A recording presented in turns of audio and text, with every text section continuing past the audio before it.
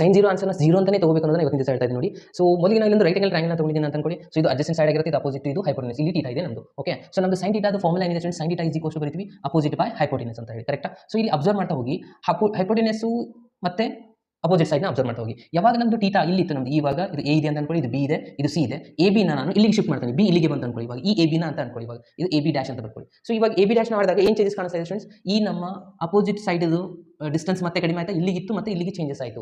ಅದಾದಮೇಲೆ ನೆಕ್ಸ್ಟ್ ಮತ್ತೆ ನಾವು ಇದಕ್ಕೆ ಬಿ ಅಂತ ತಗೊಂಡ್ವಿ ಅಂತ ಅನ್ಕೊಳ್ಳಿ, ಅಗೇನ್ ಮತ್ತೆ ಹೈಟು ಕಡಿಮೆ ಆಯಿತು ಫ್ರೆಂಡ್ಸ್. ಓಕೆ, ಅಗೇನ್ ಮತ್ತೆ ನಾವು ಇಲ್ಲಿಗೆ ತಗೊಂಡ್ವಿ ಅಂದ್ರೆ ಅಗೇನ್ ಮತ್ತೆ ಕಡಿಮೆ ಆಗುತ್ತೆ ಅಪೋಸಿಟ್ ಸೈಡ್ದು ಸೈಡು, ಕರೆಕ್ಟಾ? ಸೊ ಅಗೇನ್ ಇಲ್ಲಿ ಕಡಿಮೆ ಮಾಡ್ಕೊಂಡ್ರೆ ಮತ್ತೆ ಟೀಟಾ ಕಡಿಮೆ ಮಾಡ್ಕೊಂಡ್ವಿ ಅಂತ ಅನ್ಕೊಳ್ಳಿ, ಮತ್ತೆ ಇಲ್ಲಿ ಟೀಟಾ ಬಂದಿದೆ. ಸೊ ಇದು ಕಡಿಮೆ ಆಗ್ತಾ ಹೋದಂತೆ ಇದು ಕಂಪ್ಲೀಟ್ ಆಗಿ ಅಪೋಸಿಟ್ ಸೈಡ್ ಕಡಿಮೆ ಆಗ್ತಾ ಬರುತ್ತೆ. ಎಕ್ಸಾಕ್ಟ್ ಆಗಿ ಇಲ್ಲಿ ಕಂಪ್ಲೀಟ್ ಆಗಿ ಮರ್ಜ್ ಆಗಿ ಹೋಗ್ಬಿಡ್ತು ಅಂತ ಅನ್ಕೊಳ್ಳಿ, ಅಡ್ಜಸೆಂಟ್ ಸೈಡು ಮತ್ತೆ ಹೈಪೋಟೆನಸ್ ಸೈಡು ಮರ್ಜ್ ಆದರೆ ಅವಾಗ ಮಾತ್ರ ಆಂಗಲ್ ಎಷ್ಟು ಆಗಿಬಿಡುತ್ತೆ, 0 ಆಗುತ್ತೆ. ಇವಾಗ ಟೀಟಾ ಇಲ್ಲಿ ಅಂದ್ರೆ ಕಡಿಮೆ ಆಗ್ತಾ ಬಂದ್ರೆ 0 ಆಗಿಬಿಡುತ್ತೆ, ಆಗ ಮಾತ್ರ ನಾವು ಸೈನ್ ಆಫ್ 0 ಆಗಿಬಿಡ್ತೀವಿ. ಸೊ ಸೈನ್ ಆಫ್ 0 ತಗೊಂಡ್ರೆ ಆಂಗಲ್ ಅಂತೂ 0 ಆಗಿದೆ, ಅಪೋಸಿಟ್ ಸೈಡ್ ಏನಾಗಿದೆ 0 ಆಗಿದೆ. ಅಪೋಸಿಟ್ 0 ಡಿವೈಡ್ ಬೈ ಹೈಪೋಟೆನಸ್ ಅಂತಂದ್ರೆ ಇದರ ಆನ್ಸರ್ 0ನೇ ಆಗೋದಲ್ವಾ?